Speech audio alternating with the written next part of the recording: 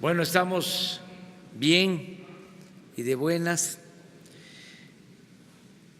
y vamos solo a ofrecer disculpas a la familia del finado Alfredo del Mazo, porque hace unos días se le vinculó con la construcción del aeropuerto de Texcoco y su hijo, el actual gobernador, nos pidió que se aclarara este asunto.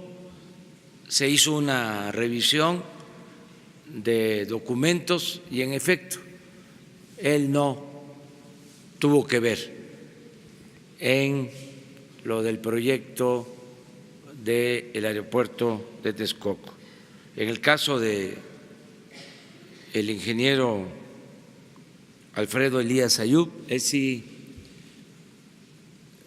reconoció que había participado en lo técnico, aunque dijo algo interesante, que la mayor parte de los asuntos los atendía Gobernación, que sí había estado él participando, pero que se resolvían los casos en Gobernación. Siempre que se afecte a alguien, que se sientan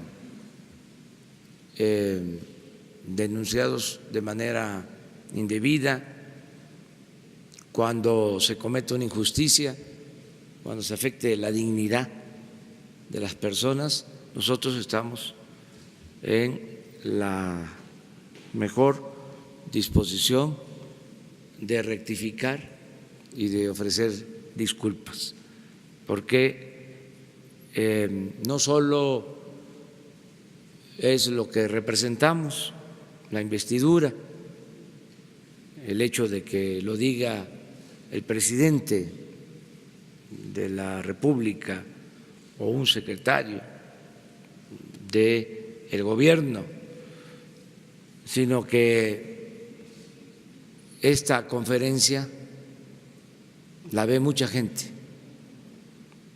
Son las dos cosas. Y no queremos difamar a nadie. No aceptamos aquello de que la calumnia, cuando no mancha, tizna. Tenemos que ser muy serios y muy responsables. Bueno, pues pasamos a la sesión de preguntas y respuestas. Quedamos aquí pendientes con la dama y ustedes tres. Compañera. Gracias, señor presidente. Sandra Aguilera, del Grupo Larsa Comunicaciones. En México hay fuga de cerebros, sobre todo los estudiantes que son becados por el CONACYT para estudiar en el extranjero.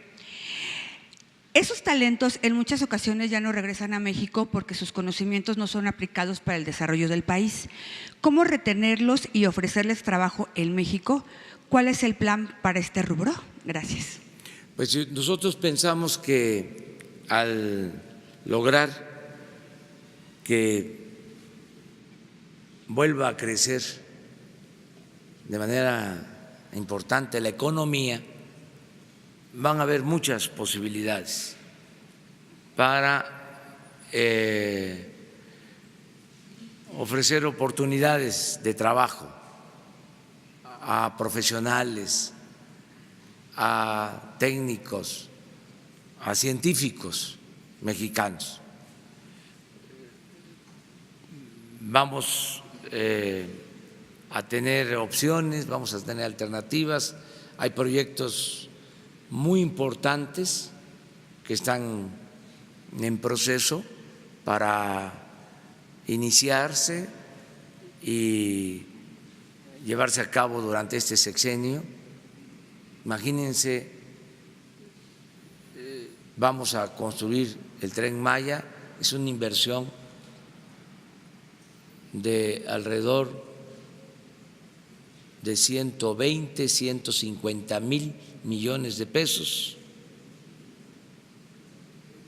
Nunca en el sureste se había invertido tanto en una obra. Vamos a rehabilitar las 6 refinerías, ya lo estamos haciendo y queremos hacerlo pues con técnicos, con profesionales mexicanos. La construcción de la nueva refinería es lo mismo, 120, 160 mil millones de pesos. Es mucho trabajo.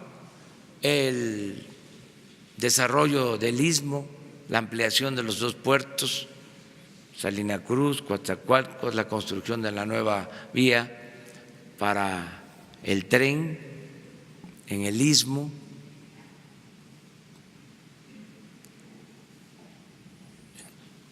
El aeropuerto de la ciudad, todo el sistema aeroportuario que se está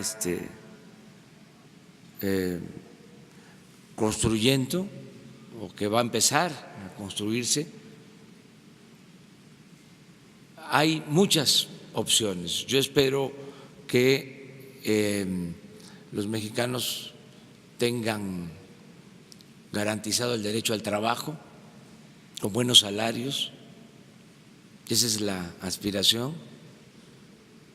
No tengo duda de que vamos a avanzar mucho ofreciendo empleo, pero queremos también que sean empleos bien pagados.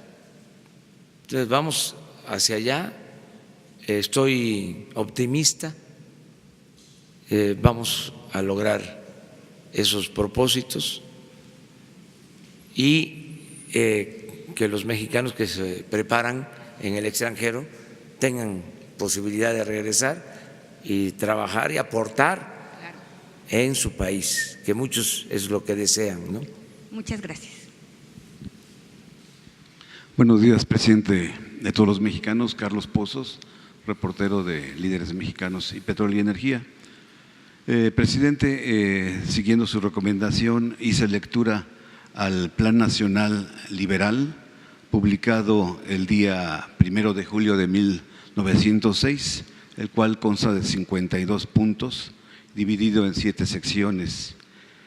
Presidente, entre los conceptos que destaca este histórico documento que sirvió como base para nuestra Constitución de 1917, llama la atención como uno de sus puntos principales la reducción del periodo presidencial a 4 años, la suspensión del servicio militar obligatorio y el establecimiento de una Guardia Nacional, así como también agravar la responsabilidad de funcionarios públicos, malos funcionarios públicos, imponiendo penas severas de prisión a esos delincuentes. Habla también este documento, presidente, sobre se me está yendo, severas penas, la creación de escuelas primarias en el país, y también llama a los extranjeros a decirles que no se va a aceptar más deuda pública ni se reconocerá deuda pública por parte del gobierno. Pues de esto como antecedente quiero entonces hacerle mi pregunta. Ayer usted presentó efectivamente el Plan Nacional de Desarrollo 2018. Mi pregunta es,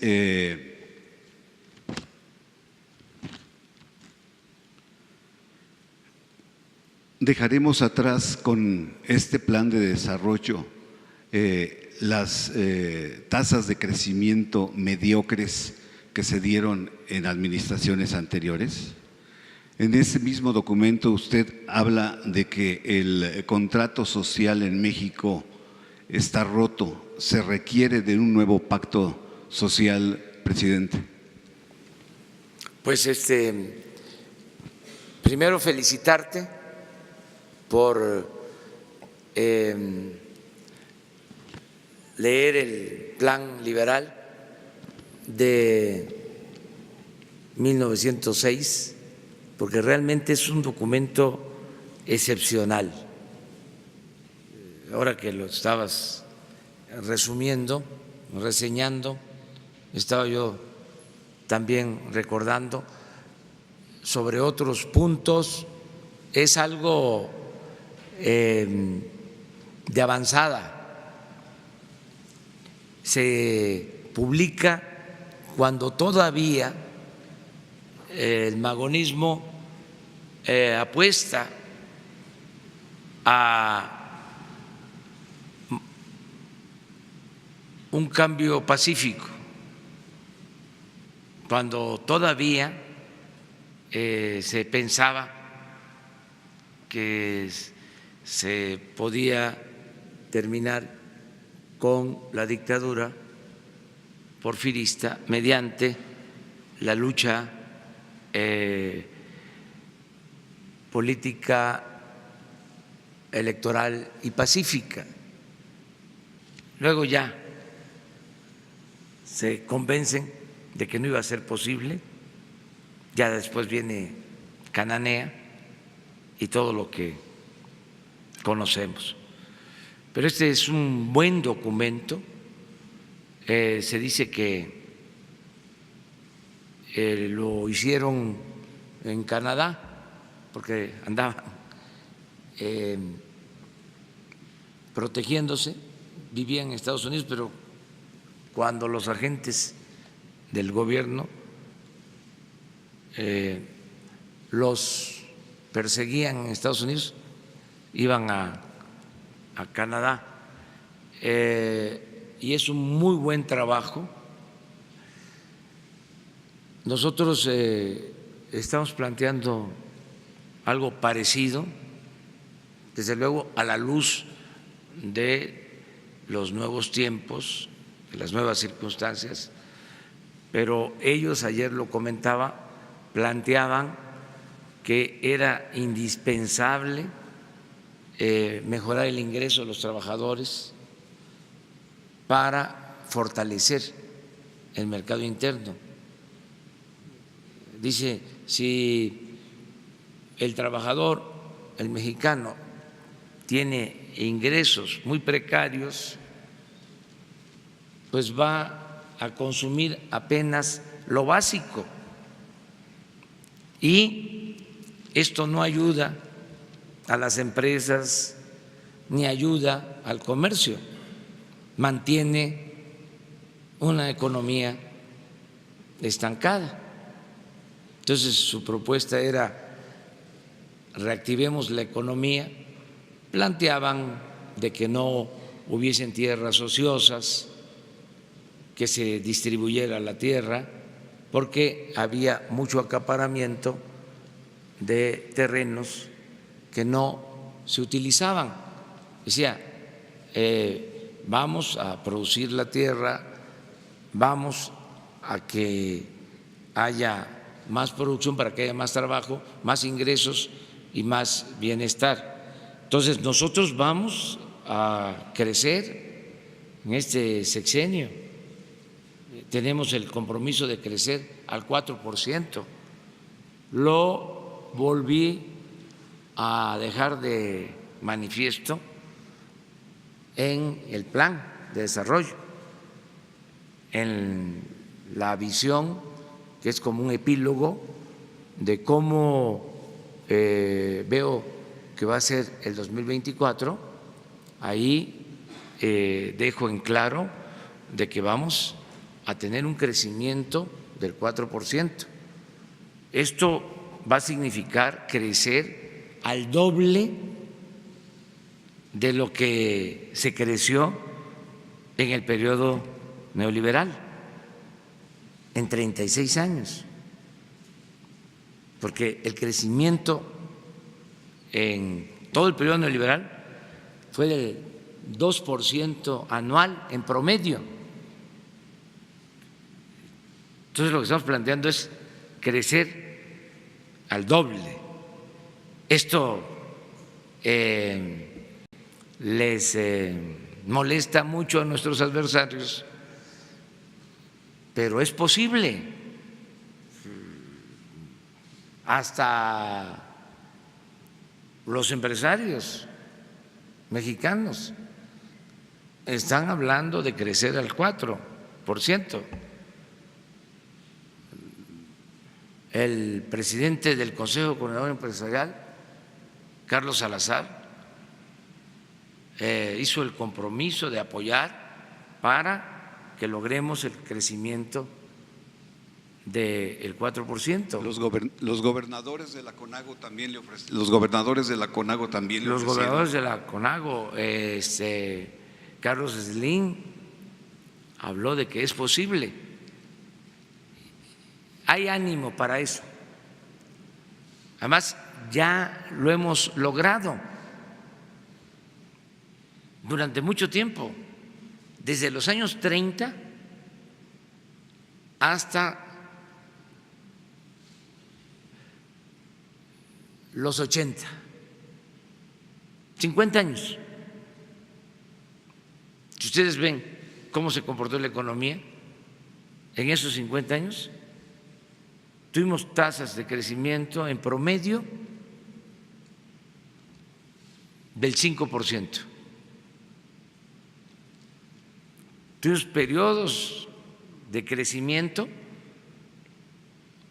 cuando Antonio Ortiz Mena fue secretario de Hacienda, en 2 gobiernos, con López Mateos y con Díaz Ordaz, 12 años con crecimiento del 6%, sin devaluación, sin inflación, sin endeudamiento. Se le conoció a ese periodo de desarrollo tan importante para el país, además de hablarse de desarrollo estabilizador, se llegó a conocer como el milagro mexicano, lo que después harían los gobiernos en China, mayores tasas, pero nosotros ya lo hemos hecho. Entonces, ¿por qué no plantearse crecer al 4%? Más, subrayo, con todo respeto, Antonio Ortiz Mena no era economista, era abogado.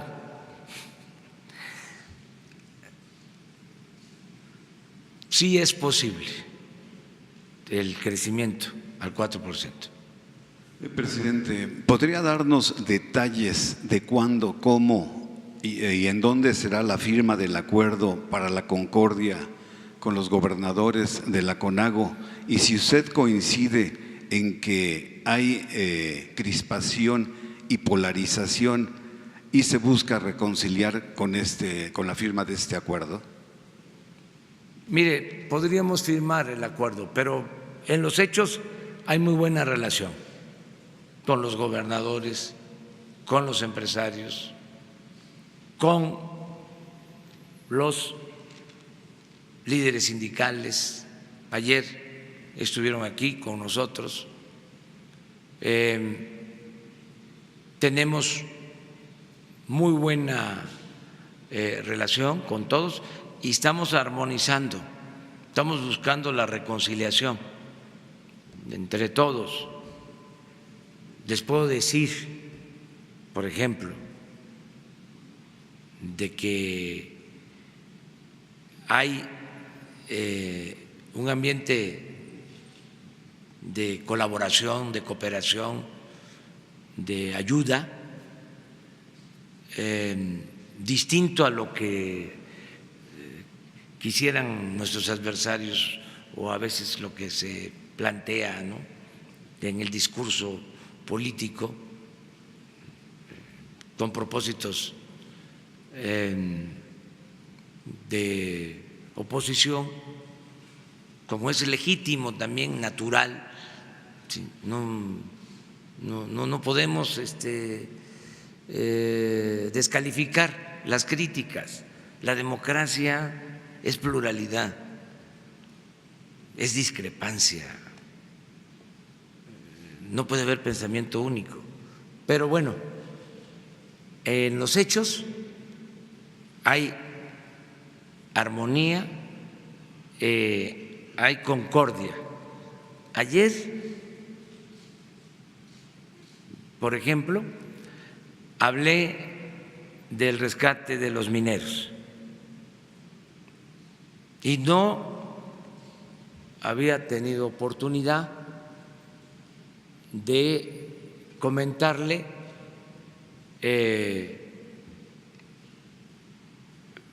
previamente a el dueño de la concesión, a Germán Larrea.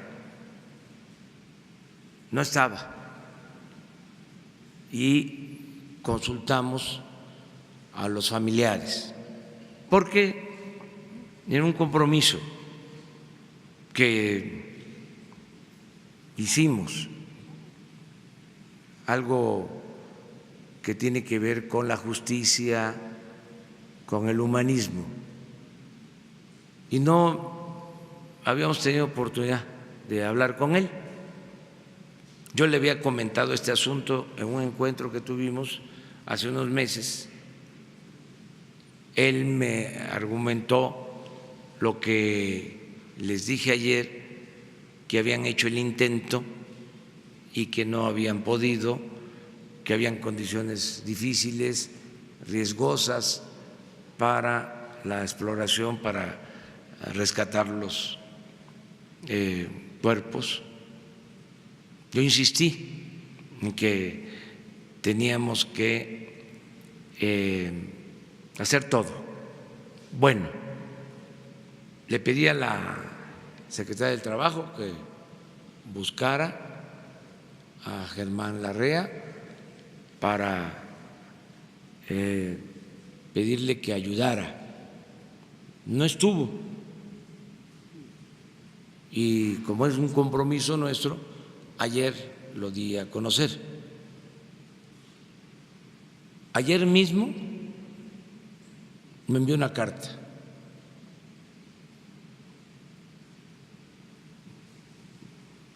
sosteniendo sus puntos de vista de que ellos habían hecho el intento, que no habían podido rescatar los cuerpos, pero que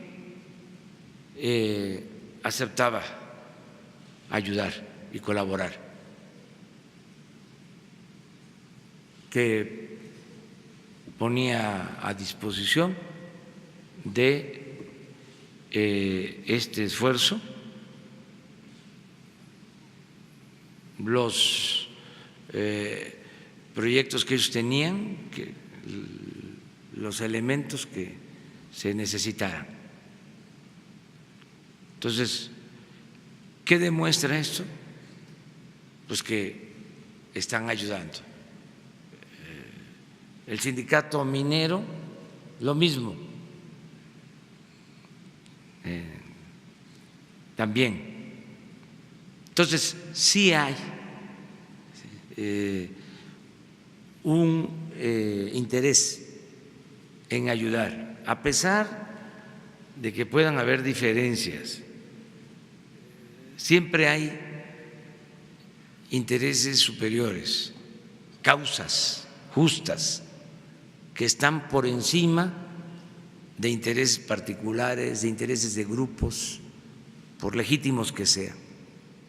Entonces, con armonía vamos a crecer. Estamos llamando a los empresarios. Me acaba de enviar otra carta el administrador principal del fondo de inversiones más grande del mundo,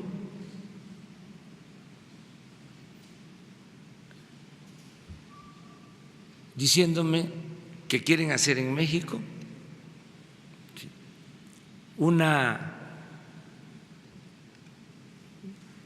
convención de inversionistas extranjeros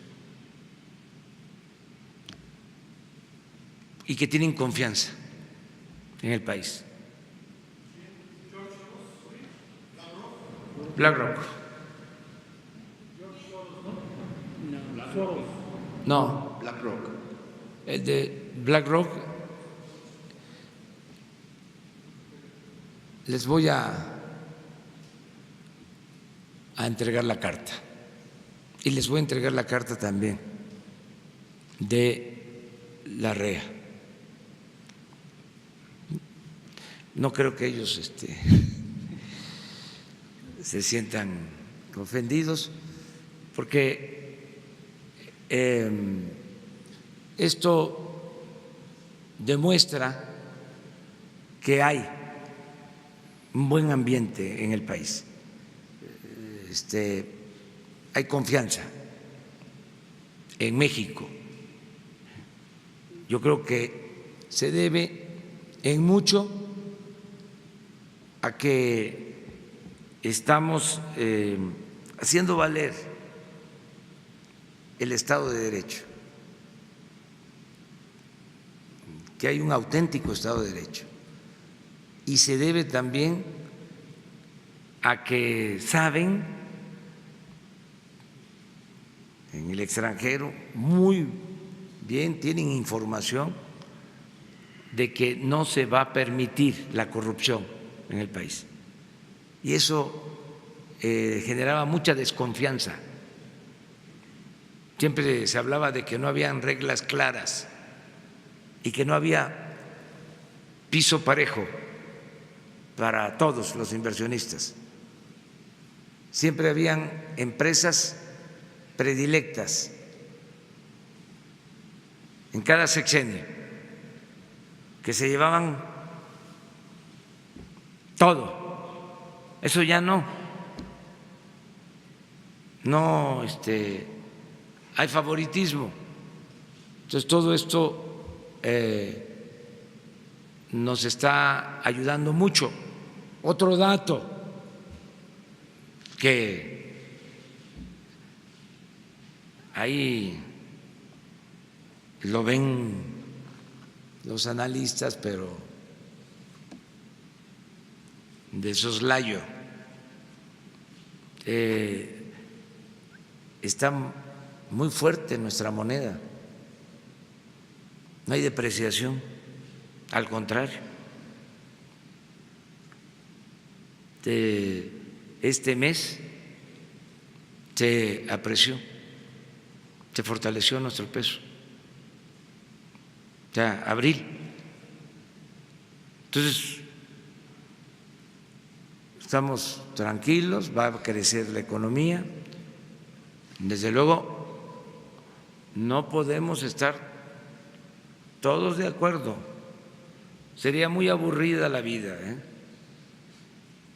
si todos estamos de acuerdo. No puede ser así. Presidente. Sería extraño, sería como vivir en una dictadura. Tiene que haber crítica, tiene que haber oposición. Presidente, ayer dijo usted, ¿y la naturaleza qué? Quisiera ver si es posible que citara usted a la secretaria de Semarnat para que nos hablara sobre la flora y la fauna.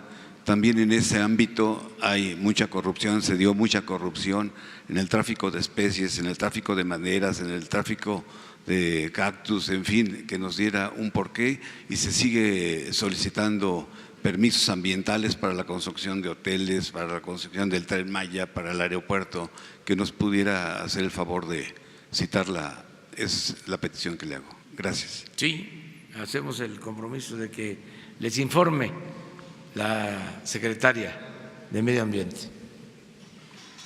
Marco Antonio Olvera, de Radio Latino, California, aquí en México. Presidente, un grupo de analistas en México y en Los Ángeles, junto con la CEO de Radio Latino, le hemos estado dando seguimiento al movimiento económico de México a partir de que usted llegó a la presidencia de México. El pasado 1 de diciembre recibió la economía con una inflación de 4.72%. A marzo de este año, la inflación bajó a 4%, pese a que la tasa de interés del Banco de México se mantuvo en 8.25%.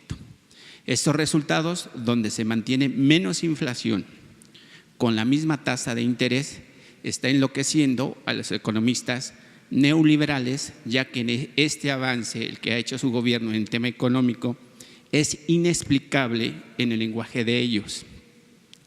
¿Podría ampliarle al pueblo de México en qué consiste ese sistema económico que aplica su gobierno y qué resultados tendrá en los bolsillos de los mexicanos? Es la primera pregunta, por favor. Bueno, yo considero que hay 3 elementos nuevos que son muy importantes para lograr un crecimiento económico sano, es decir, sin inflación, sin deuda, sin depreciación de la moneda. Lo primero es no permitir la corrupción y los gastos superfluos en el gobierno. Esto es muy importante, es como la base. Si hay corrupción, ningún sistema económico funciona, ningún modelo económico, por perfecto que sea. ¿Qué es lo que ha venido pasando con el modelo neoliberal? Que además de la imperfección natural de concentrar ingresos en un grupo, además de eso, de apostar a que si hay crecimiento arriba, permea, gotea y le llega a todos como si la riqueza fuese contagiosa. Además de esa imperfección del modelo,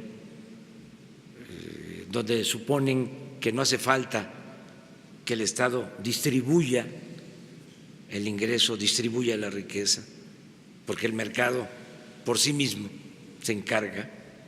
Además de eso, que no ha funcionado nunca en ninguna parte del mundo,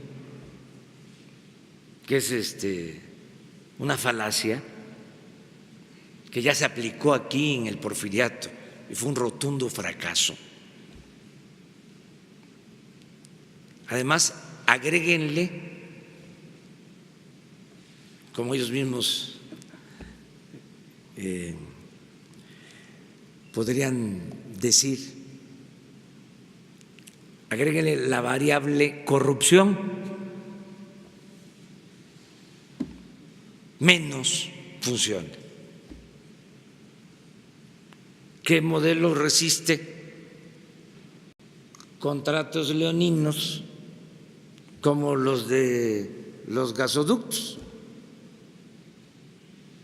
¿Qué modelo económico resiste el que se compre una planta de fertilizante que costaba cuando mucho $50 millones y se pague $500 millones. ¿En qué país se hace un negocio así? Entonces, el fundamento nuestro es cero corrupción y austeridad. ¿Qué empresa puede prosperar si los gerentes, los dueños gastan sin límites,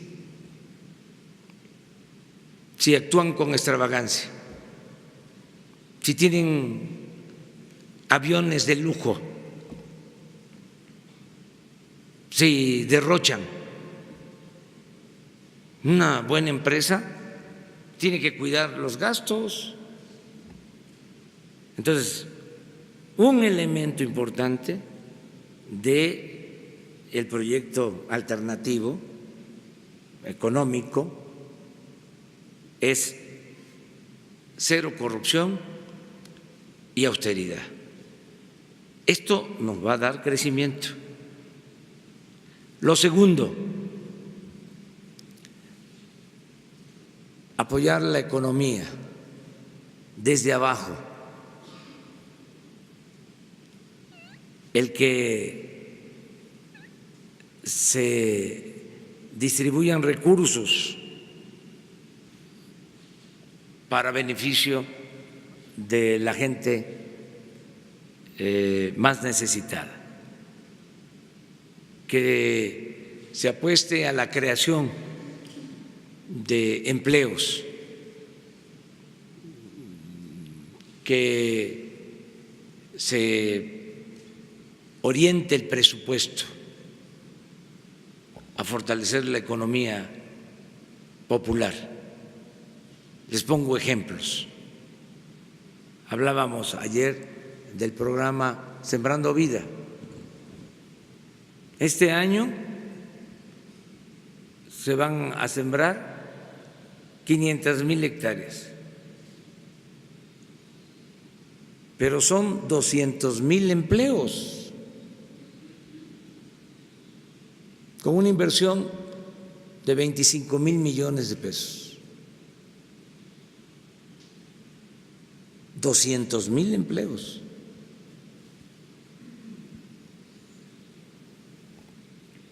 $500,000 hectáreas. Tenemos la tierra, tenemos el agua, tenemos los conocimientos, porque por nuestras culturas los campesinos saben cómo producir. Entonces, es lo que estamos haciendo. Otro ejemplo. Estamos construyendo caminos en Oaxaca con uso intensivo de mano de obra. Se entregó a 50 municipios de Oaxaca, a 50 autoridades de usos y costumbres, se les entregaron los fondos con asesoría técnica para que ellos construyeran los caminos. Les voy a invitar para que vean cuántos están trabajando, haciendo caminos no de asfalto, sino de concreto, de cemento, no con maquinaria, sino con revolvedora, para dar muchos empleos. Y así vamos a hacer cerca de 300 caminos en Oaxaca. Ya empezamos con 50. Y esto significa o tiene un efecto multiplicador. Se hacen las obras porque es pavimentar los caminos hacia las cabeceras municipales, porque hay como más de 300 caminos sin pavimentar para comunicar a cabeceras municipales, a municipios de México. Entonces, se hacen las obras, se da empleo y se reactiva la economía desde abajo, porque el dinero queda ahí, se ayuda el comercio. Esto para los tecnócratas, para los economistas que aprendieron fórmulas muy elementales, pues no está en su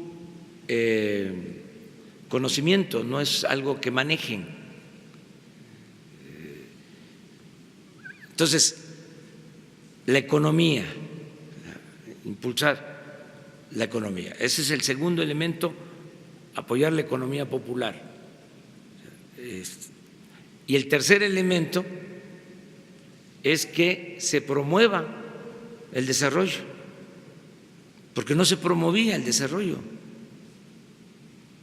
se daba como un hecho de que el mercado podía, sin que el Estado participara, podía lograr el crecimiento de la economía.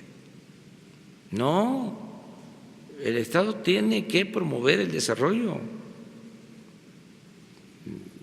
Lo que estamos haciendo. ¿Por qué no se hizo en otros tiempos el Tren Maya? ¿Por qué se apostó a dar las concesiones?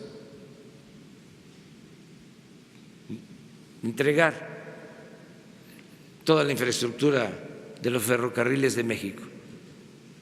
Acabaron con todo lo que se había construido en más de 100 años. Se construyó en la época del presidente Juárez y del presidente Lerdo el ferrocarril de la Ciudad de México a Veracruz. Fue el primero, 600 kilómetros. Luego, con Porfirio Díaz, se construyeron más de 20,000 kilómetros de vías férreas. Después de la Revolución, lo mismo. Llegamos a tener más de 30,000 kilómetros de vías férreas, trenes de pasajeros, de norte a sur, de costa a costa. Llegaron estos tecnócratas irresponsables y en un abrir y cerrar de ojos acabaron con los ferrocarriles. Queda un ferrocarril o dos, uno, el Chepe, y el de Tequila. Antes todavía a mí me tocó, estaba estudiando aquí en la Ciudad de México, ya vivían mis padres en Palenque, tomaba yo aquí el tren a las 8 de la noche y al día siguiente a las 8 de la noche, 24 horas, estaba yo en Palenque. Nos tocó todavía nuestra generación. Ya los jóvenes, pues ya no, han viajado en tren, solo que vayan a Europa, porque allá sí se mantuvo todo el sistema de transporte de trenes, además se modernizó, ahora hay trenes que se desplazan a 300, 400 kilómetros por hora en España, en Inglaterra, en China, y nosotros retrocedimos.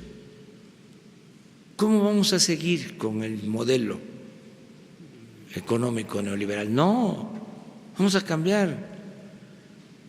Vamos a crear, como dicen los analistas fifís, o en el lenguaje tecnocrático, un nuevo paradigma.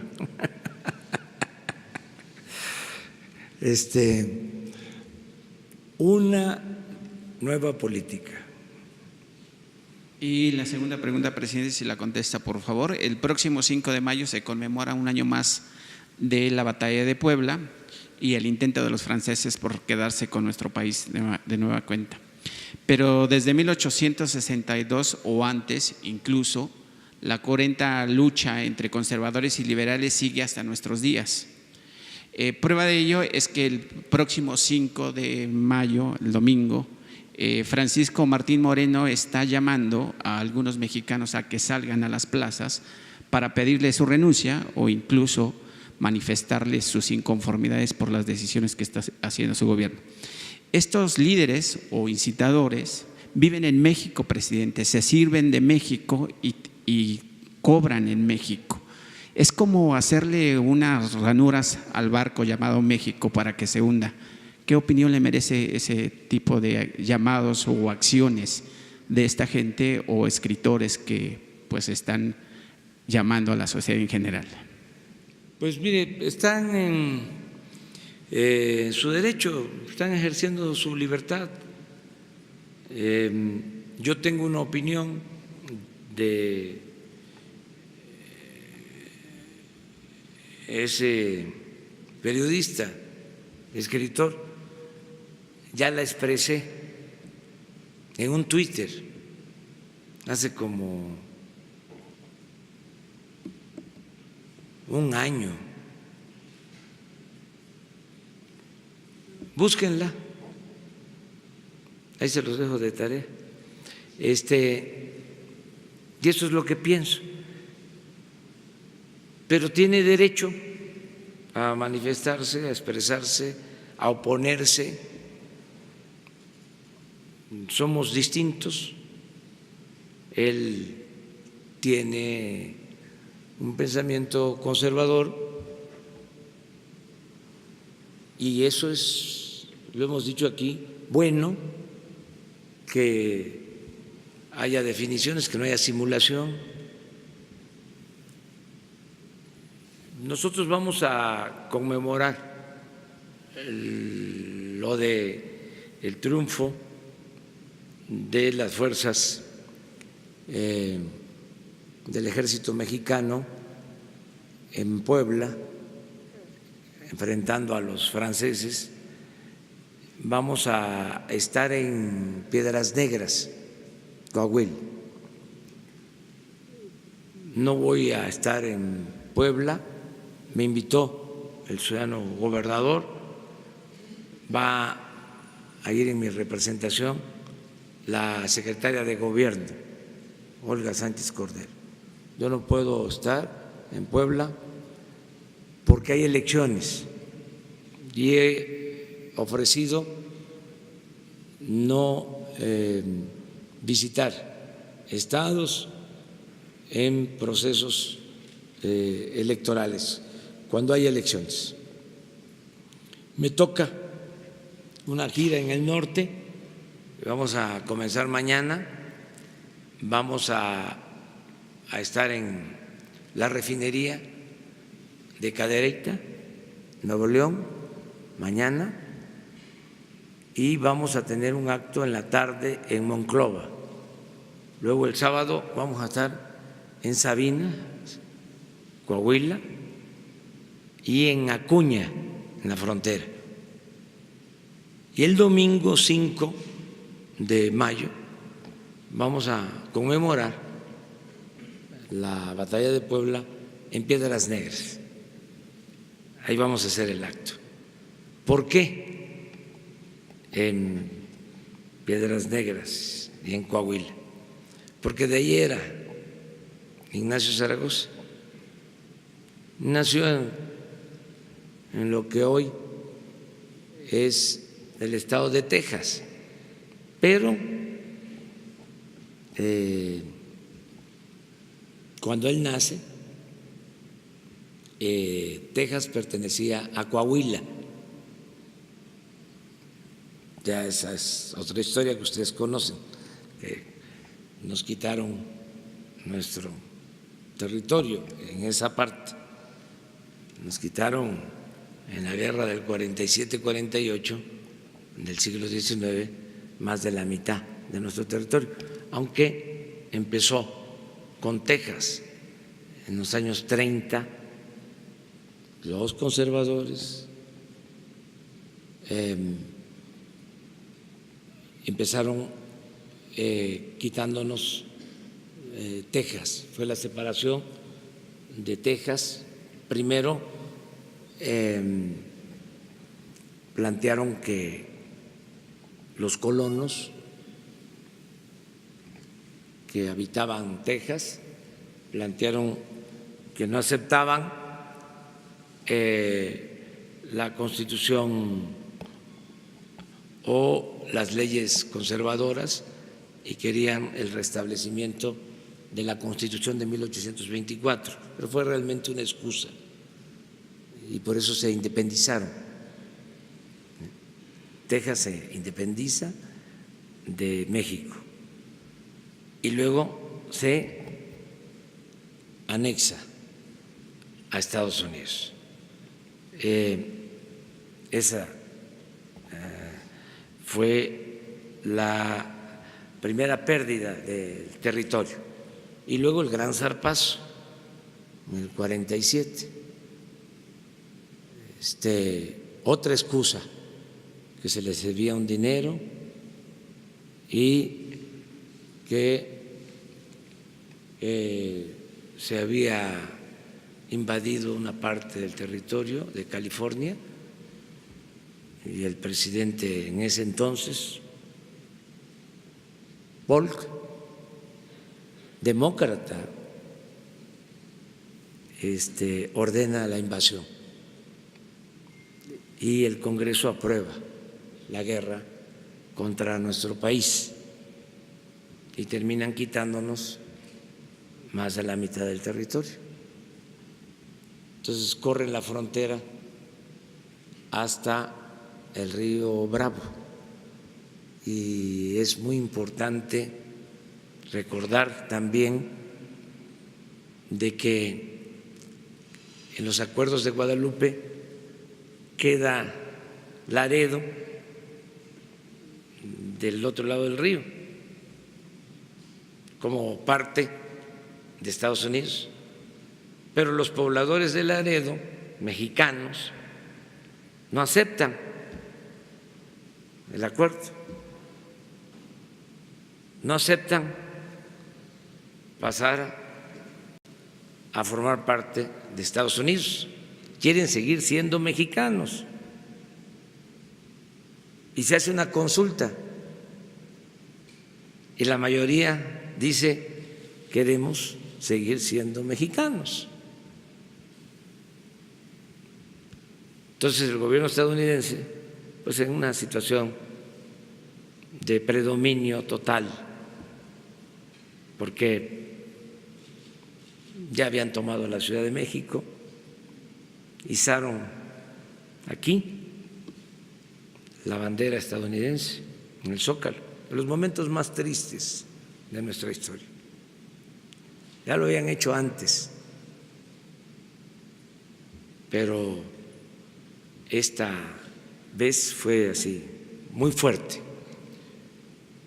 ¿Y qué creen que pasa? Que un grupo, unas familias de Laredo no aceptan y se pasan de este lado del río, se traen hasta sus muertos y se funda Nuevo Laredo. Es bonita la historia, ¿verdad? Entonces,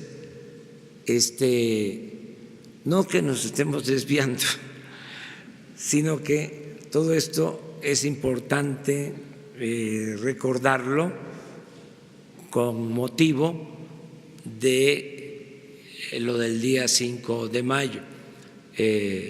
Zaragoza era mexicano, además, fíjense que es la fecha histórica que más se celebra en Estados Unidos.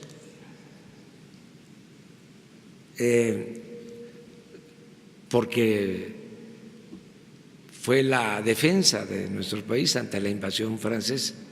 Entonces, sí vamos a conmemorar el día 5 de mayo.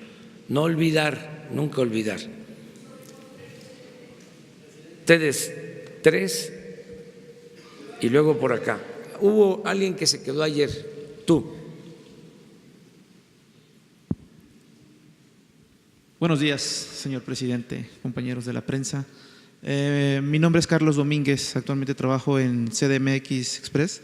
Soy hijo de Carlos Domínguez, periodista de Nuevo Laredo, asesinado el año pasado en la dura, difícil y crítica ciudad, y forma parte de un estado asolado por la delincuencia organizada. Hasta hoy, las indagatorias que siguen parte de los organismos de procuración de justicia acerca del asesinato de mi padre, Carlos Domínguez, un periodista con más de 40 años de trayectoria, no satisfacen el dolor que sentimos su familia y el gremio periodístico. Sí, ha habido esfuerzos en el desarrollo de las investigaciones, pero no se quita el sabor amargo, ese sentir ríspido a injusticia que te impregna cada mañana al saber que existe allá afuera, en libertad en las calles, el autor intelectual. Una mente perversa que ordenó poner el nombre de mi padre en una lista de sentenciado a muerte.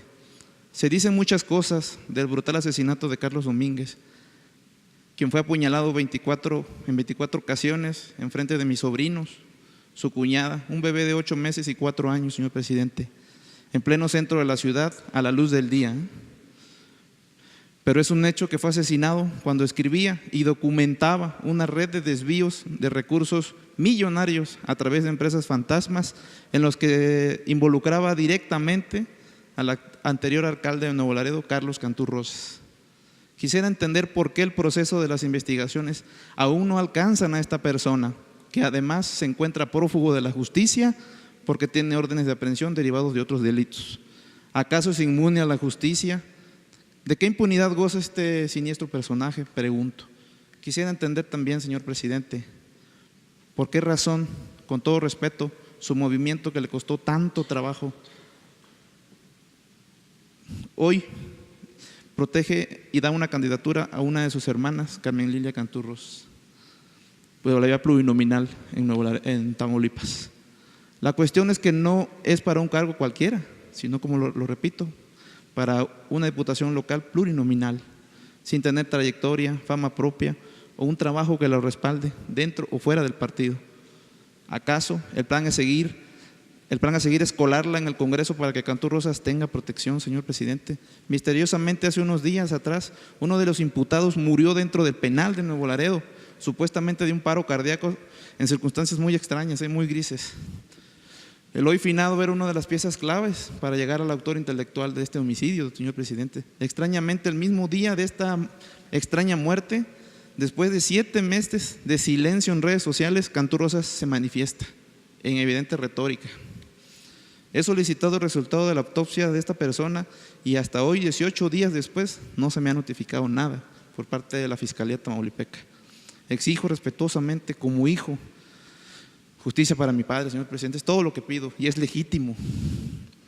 Lo necesito como periodista. Justicia para todos ustedes también. Y para la libertad de expresión como pilar de esta democracia, señor. Y es por eso que estoy aquí, frente a usted, señor presidente, porque estoy desesperado, tengo miedo. Solicitar su intervención y que no quede impune la muerte de mi viejo. Es todo lo que quiero. Ayúdeme, señor presidente, a encontrar justicia para mi papá. Por favor. Muy bien, vamos a que se atienda tu asunto hoy mismo, que Jesús nos ayude para que lo vea la Secretaría de Gobernación y se haga la solicitud. Debe estar este asunto en la Fiscalía General también. Eso también me gustaría, señor presidente, sacar el caso de Tamaulipas. Ya no confío en la Fiscalía de Tamaulipas. Que se haga el trámite para pedirle incluso a el fiscal general Alejandro Gertz que te atienda. Eso vamos a hacer. Lo otro, la parte electoral. Lo entiendo, señor presidente, pero póngase en mi lugar como Sí, víctima. tienes todo el derecho de Tengo miedo, manifestar. porque esto es evidentemente detrás de esta candidatura hay una negociación política en lo oscurito para seguir protegiendo a este asesino de mi padre, y tengo miedo. Sí, pero nosotros no nos metemos en la parte esta electoral. Sin embargo, todo esto estás en todo tu derecho de manifestarlo, de expresarlo y que la autoridad competente intervenga. Gracias, señor presidente. Muy bien. Buenos días, presidente. Mariana León, del Financiero. Ayer usted nos decía que todo va requete bien, la economía, lo político. ¿Cuáles son los elementos que lo llevan a pensar, sobre todo en lo económico, que vamos requete bien? Hoy publicamos, ayer la Secretaría de Hacienda da a conocer su informe trimestral y vemos que existe que no se ha gastado el 6.2%, que hay un subejercicio, el que usted decía que no iba a haber. ¿Qué es lo que está pasando y cuáles son los indicadores que nos dicen que todo va bien en la economía? No bien, requete bien. Lo acabo de decir ahora.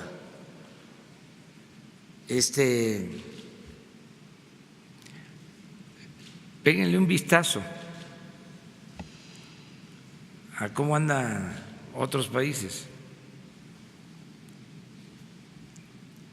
Es de mal gusto, ¿no?, que yo lo señale, que yo diga cuál país, pero vamos muy bien en México. No hay subejercicio. Son datos de la Secretaría de Hacienda, presidente. Sí, porque hay ahorros. Vamos a dar a conocer en unos días más lo que hemos logrado ahorrar, y ese dinero se va a utilizar para fortalecer programas sociales y también para compensar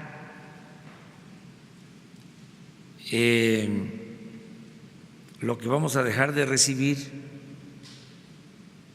porque vamos a reducir los derechos a Pemex para darle más autonomía y más fuerza a Pemex. Entonces, no es su ejercicio, es ahorros que se están teniendo, y van a haber otros ahora que se aprobó en una primera instancia el plan de austeridad. Si ustedes ven el informe de Hacienda, en efecto, hay un ejercicio de 6.5 menos que el año pasado, más o menos. Pues ¿cómo no vamos a gastar menos si ya no hay extravagancias? Más bien es la comparación con el gasto programado que su mismo gobierno Sí. tenía con lo que se gastó realmente, Sí. es decir, un subejercicio. Sí, porque todavía el presupuesto de este año, vamos a decir que se hizo a la limón, no lo hicimos por entero nosotros. Estaban todavía los funcionarios de la pasada administración. Por eso vamos a hacer una reprogramación del presupuesto. Entonces, es un menor gasto porque no hay derroche, pero si observan, es más la recaudación que el gasto. ¿Esto qué significa? De que no estamos gastando más de lo que ingresa. ¿Qué quisieran los expertos neoliberales? Que gastáramos más de lo que ingresa a la hacienda pública, que haya déficit. No es un manejo profesional de las finanzas públicas. Porque entre los factores que señalaban era que los programas sociales no avanzan a la velocidad y la falta de estudios para proyectos estratégicos. ¿Estas sí son algunas de las razones? Van avanzando mucho los programas sociales. Imagínense que 7 millones de adultos mayores están recibiendo sus pensiones, del doble de lo que recibían el año pasado. La semana próxima les vamos a presentar el reporte sobre el programa Jóvenes Construyendo el Futuro. Ya van a estar cobrando alrededor de 400,000 jóvenes que se están capacitando, que están de aprendices en empresas, en talleres. Vamos muy bien. Desde luego, vamos a que cada vez sea mejor. Y qué bueno que nos acicatean los opositores. Nos ayudan muchos para que nadie se duerma. Por eso es importante la crítica. A veces vuelan, pero no está mal también. Entonces, están apostando a que nos vaya mal y ayer, por ejemplo, ¿no?, cuando dieron las cifras del crecimiento, nada más es cosa de contestarle cómo empezó Zedillo. Claro que me van a decir, pues sí, porque se dio la crisis de diciembre y se cayó la economía, pero era para que se tuviese también un referente, ¿no? Entonces vamos muy bien, no tengo preocupación, al contrario, estoy optimista. Ya les voy a mostrar las cartas de este inversionista. Es el que administra, sí, Larry Fink, maneja como 7 trillones de dólares en los fondos. Y el planteamiento es expresado cuando hemos hablado ya 2 veces, lo vi en Mérida y ahora me envía la carta porque allá hizo el compromiso de que van a hacer aquí en México este encuentro de financieros del mundo. Entonces, vamos muy bien. ¿Qué es lo otro que preguntaste? Sí, tenía otra pregunta.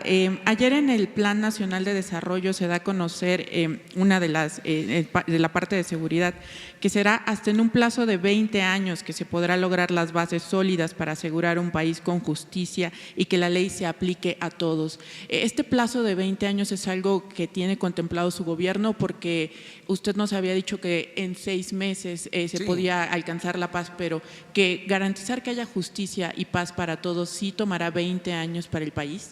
Pues no creo que 20 años, pero sí en eso estamos siendo conservadores.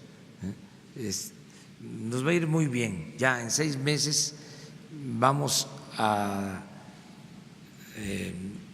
demostrar 2 cosas, así, de las que ahora se están cuestionando. Una, más crecimiento económico en 6 meses.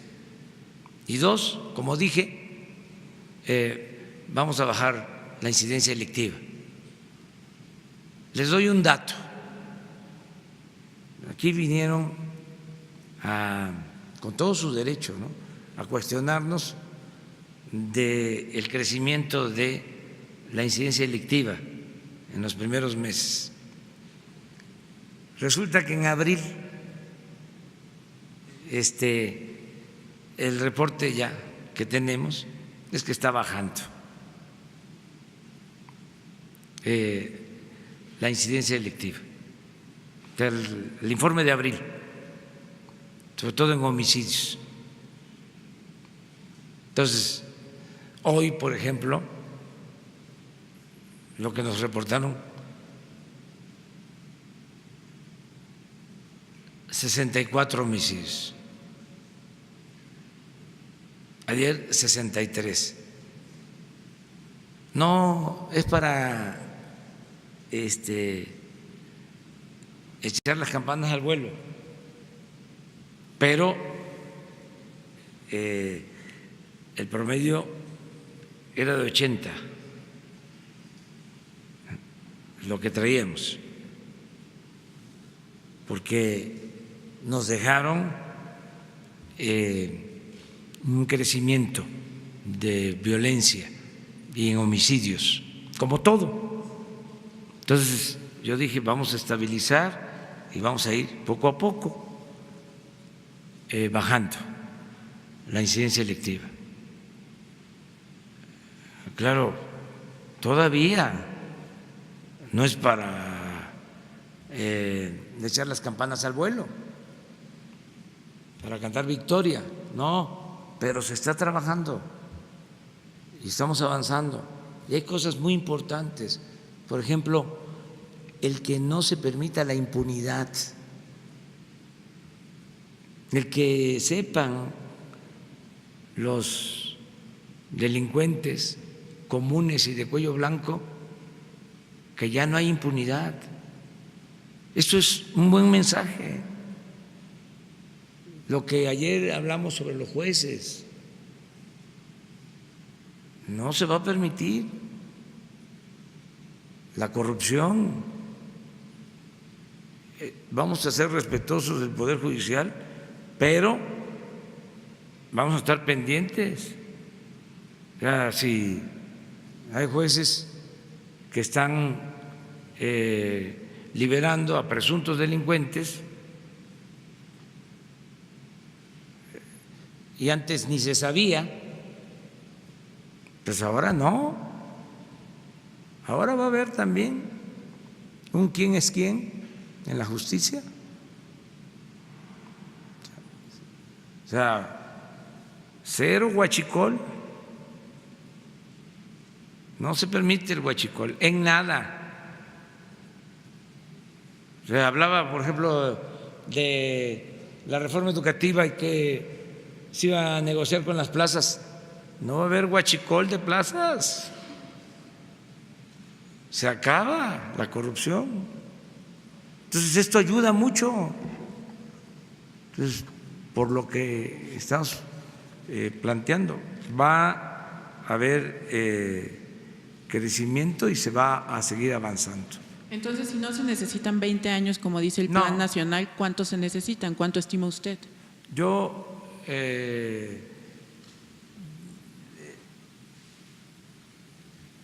sostengo lo que está en el plan, en la visión 2024.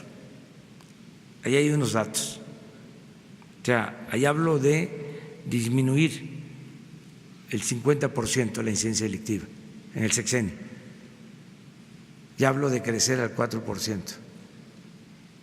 Ya hablo de cero corrupción en el 24, cero impunidad. Les recomiendo eso. Todo el documento es muy importante, pero el epílogo son 3 cuartillas, 4. Esa es mi visión. Eso es lo que vislumbro para el 2024. Ese es mi compromiso. O sea, entregar un país con empleo, con buenos salarios, con paz, con tranquilidad, sin corrupción, sin impunidad. Un país nuevo, una patria nueva. Y está ahí, en el epílogo.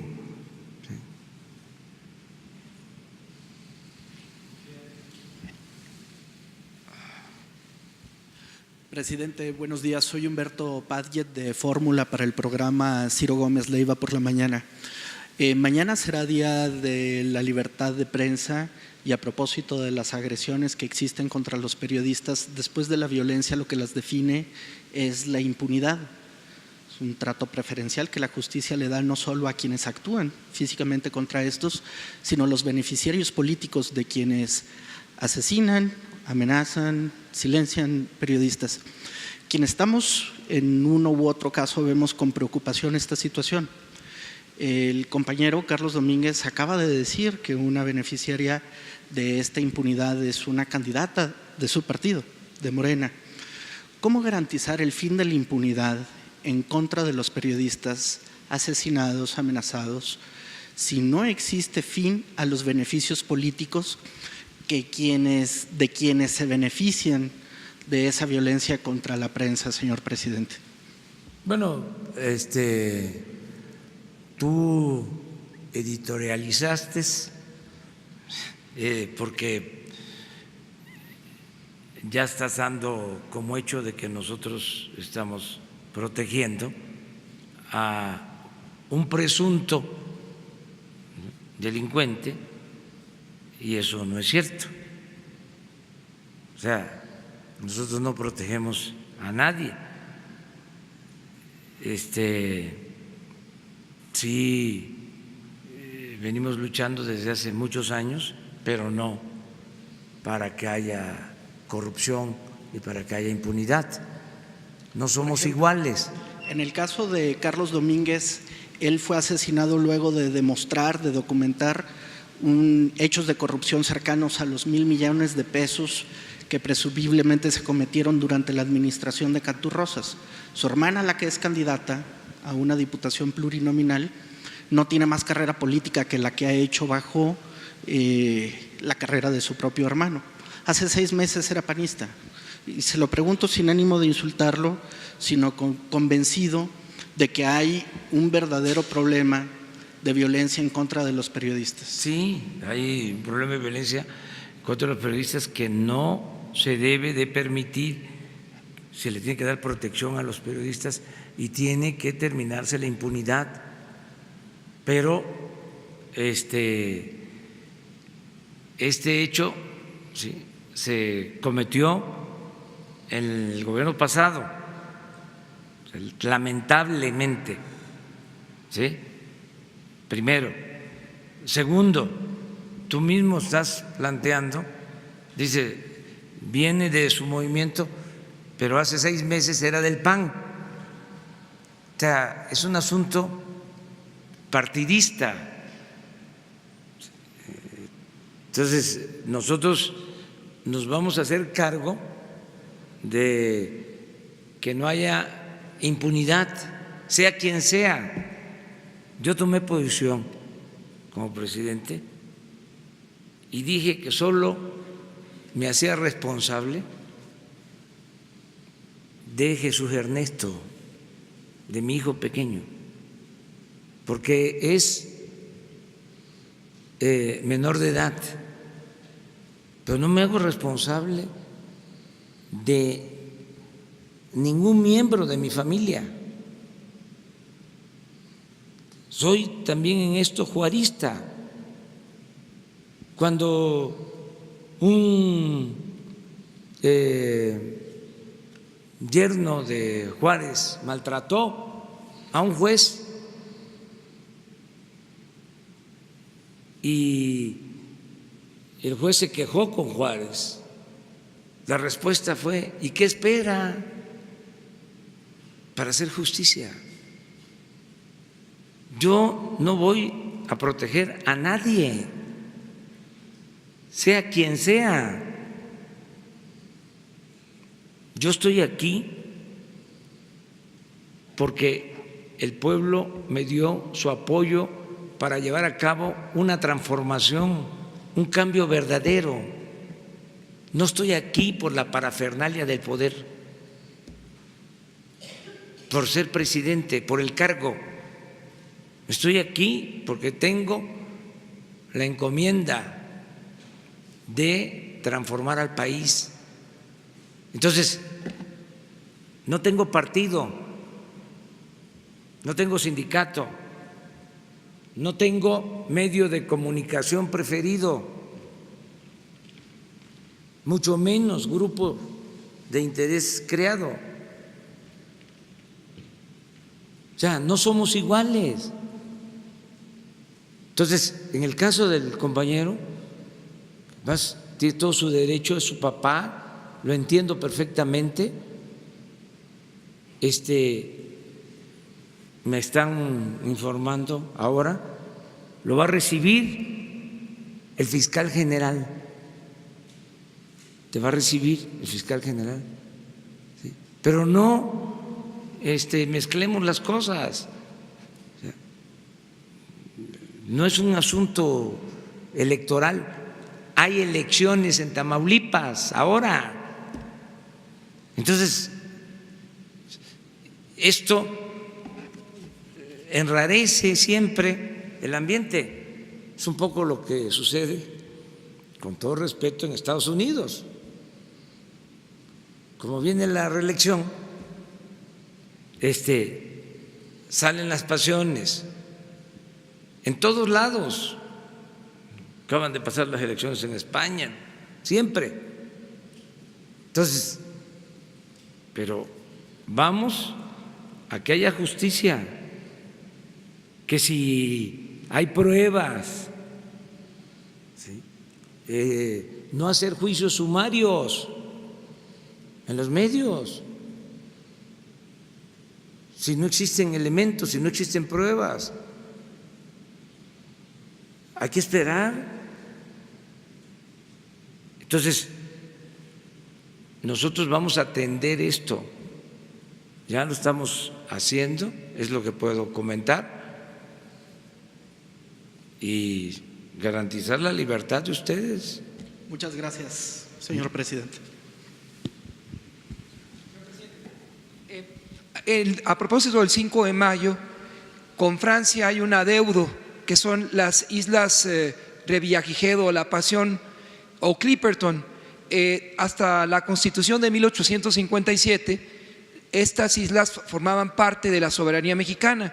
¿Cree usted o podría instruir a la Cancillería mexicana para hacer un reclamo como los argentinos con las Malvinas, México con las Clipperton, por un lado, y por el otro lado, respecto a su política de protección a la zona de la reserva de los Tuxtlas o de la biosfera de otras partes de la República Mexicana? ¿Qué nos dice, señor presidente?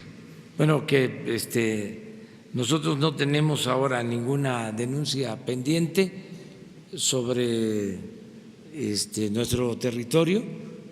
Vamos a cuidar lo que tenemos, a defender nuestra soberanía, hasta ahí, nada más. Hay también que comprender la forma en que se defiende, ¿no?, la soberanía, porque anteriormente las hegemonías, las potencias apostaban a dominar, invadiendo los territorios de otros países. Luego eso cambió, ya la dominación se ejercía de otra manera. En los últimos tiempos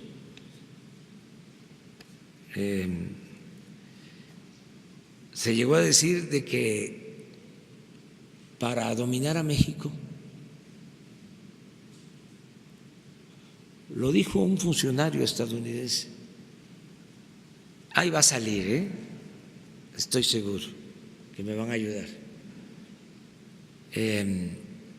va a salir y se va a reproducir en las redes sociales. Hubo un jefe del Departamento de Estado que llegó a afirmar que para dominar a México no había necesidad de invasión, que era cosa de llevar a estudiar allá a los mexicanos, a las universidades de Estados Unidos, y formarlos allá, y que luego esos mexicanos, estoy reconstruyendo, parafraseando, pero no estoy mintiendo, porque existe el documento. Esos mexicanos, cuando regresaran, iban a actuar con la misma mentalidad de los financieros o los que manejan la economía en Estados Unidos y en el mundo. Es pura coincidencia de que durante mucho tiempo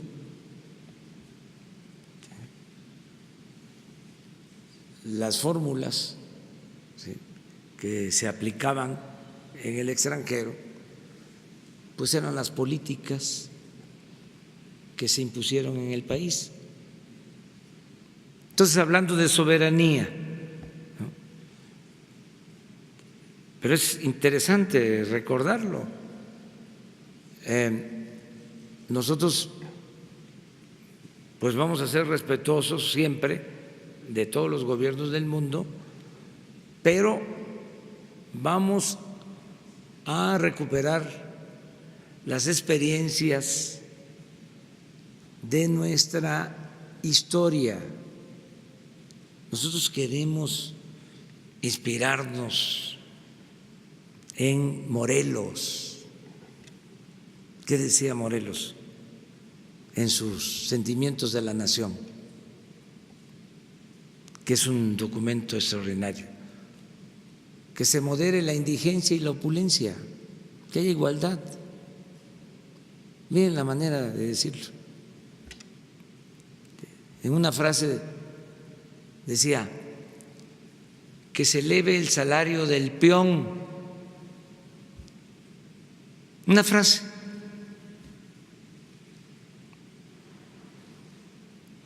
Otra frase, que se eduque al hijo del campesino y del barretero igual que al hijo del más rico hacendado.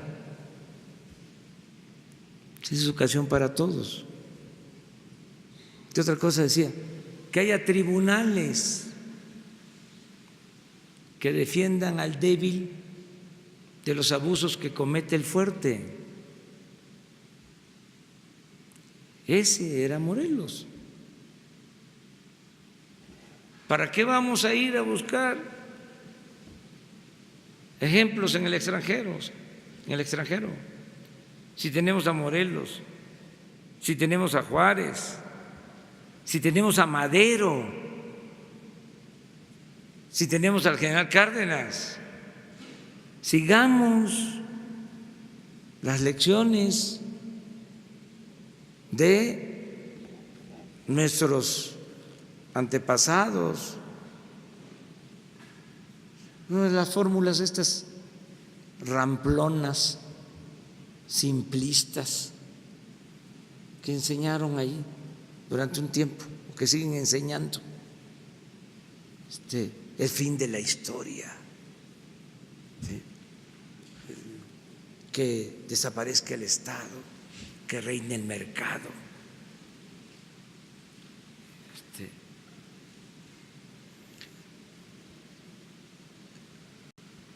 Las privatizaciones como la panacea. Si llueve fuerte arriba, gotea abajo. Ya lo dije, ni que fuese contagiosa la riqueza. Todas esas fórmulas, ¿no?, que vinieron, se aplicaron como dogma en nuestro país por estos tecnócratas irresponsables, ineficientes. Además llegaron a creerse científicos, técnicos que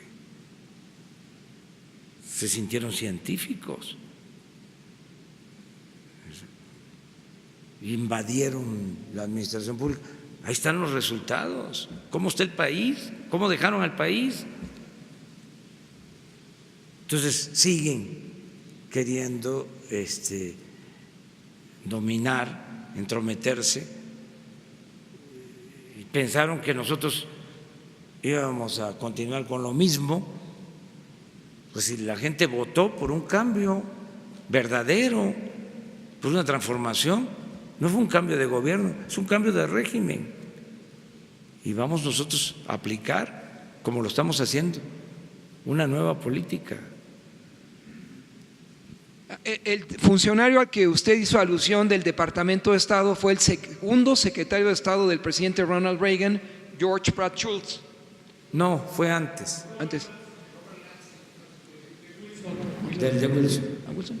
Pero entonces fue el tercero. No, es que lo pudieron haber repetido, porque fue una fórmula. ¿Lo tienen ustedes ahí? A ver, ¿pero qué dice?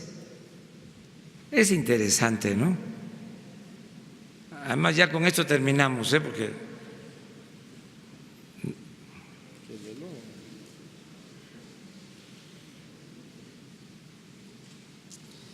fíjense, México es un país extraordinario, fácil de dominar, porque basta controlar un solo hombre. A ver, Jesús.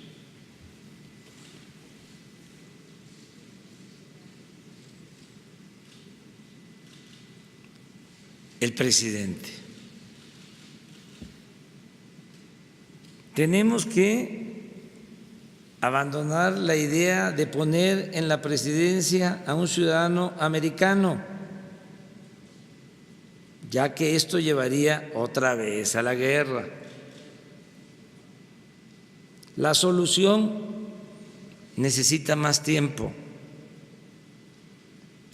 Debemos abrir a los jóvenes mexicanos ambiciosos las puertas de nuestras universidades y hacer el esfuerzo de educarlos en el modo de vida americano, en nuestros valores y el respeto al liderazgo de Estados Unidos. Con el tiempo Esos jóvenes llegarán a ocupar importantes cargos importantes. Finalmente se adueñarán de la presidencia. Entonces, sin necesidad de que Estados Unidos gaste un centavo o dispare un tiro, harán lo que queramos.